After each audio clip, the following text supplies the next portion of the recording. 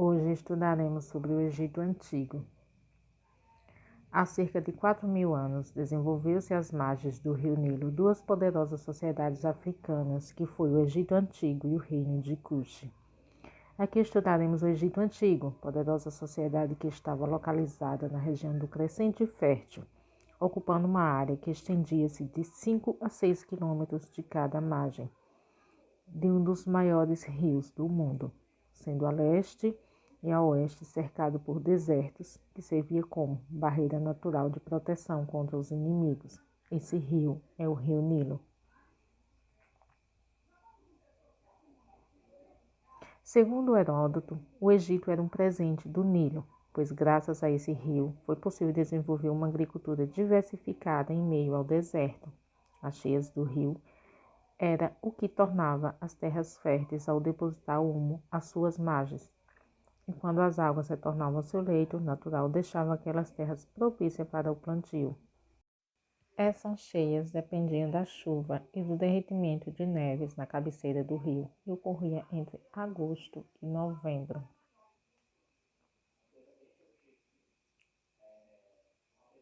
Sobre o povoamento dessa região, acredita-se que os povos da pré-história, no processo de sedentarização, criaram suas aldeias, cuja organização baseava-se na relação de parentesco e lealdade a um chefe. Tinha o chefe de família, que era a pessoa mais velha, que se destacava por sua capacidade de liderar. Entre os chefes de família, escolhia-se o chefe da aldeia, que geralmente era descendente do fundador da aldeia, configurando dessa forma uma sociedade de linhagem. Esse chefe da aldeia, para tomar algumas decisões mais importantes, solicitava o auxílio dos chefes de família.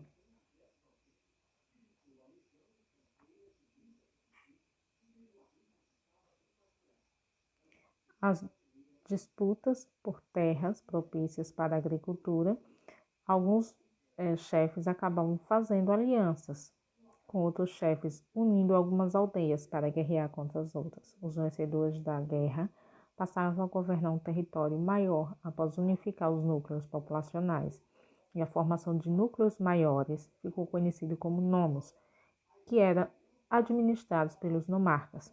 Lá pelos 5.000 anos antes de Cristo já existia aldeias sedentárias na região, praticando agricultura, cerâmica e um pouquinho mais tarde a metalurgia.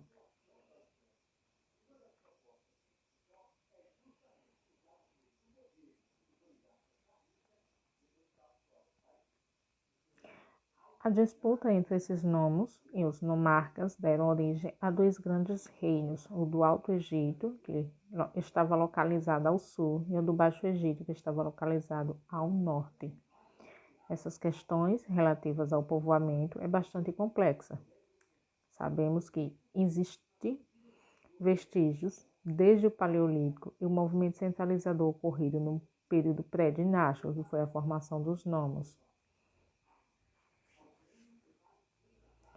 No ano 3100 a.C., o Baixo Egito foi conquistado pelo rei Menes do Alto Egito, que unificou os dois reinos, tornando-se senhor dos dois reinos, e o primeiro faraó do Egito, fazendo nascer o grande império egípcio, com capital em Túnez, depois substituída por Mênfis, atual Cairo.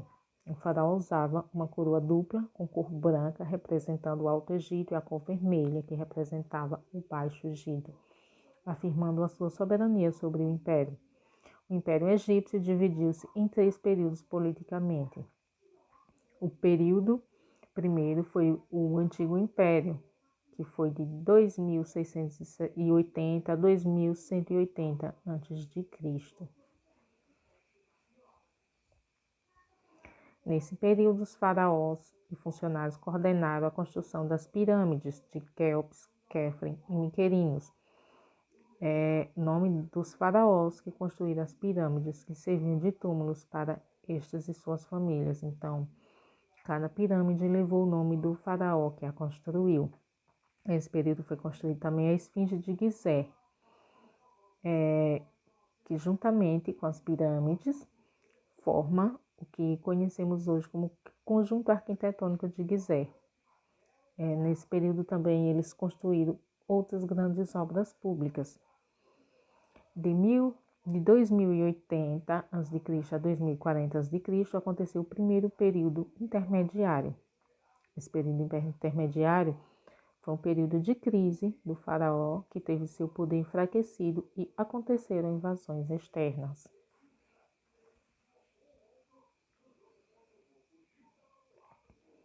Outro grande período é o Médio Império, de 2040 a.C. a 1780 a.C.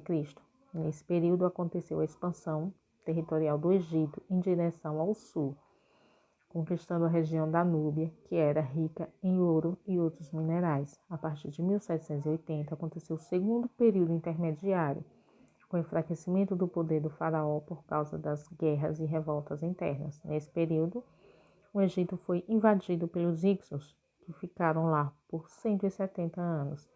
Esses povos eram originários da Ásia.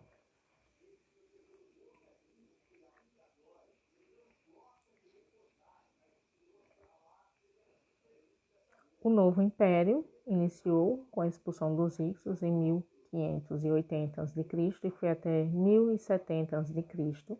Nesse período, os faraós organizaram um poderoso exército com cavalarias, carros de combate e, depois de reconquistar a Núbia, ocuparam a Síria, a Fenícia, a Palestina, dominando toda a região até o rio Eufrates, na Mesopotâmia.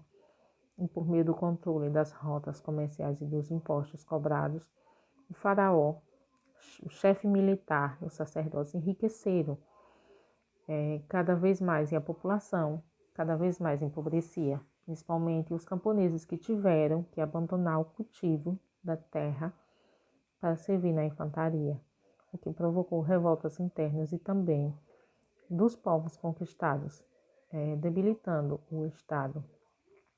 As revoltas acabou debilitando o Estado egípcio.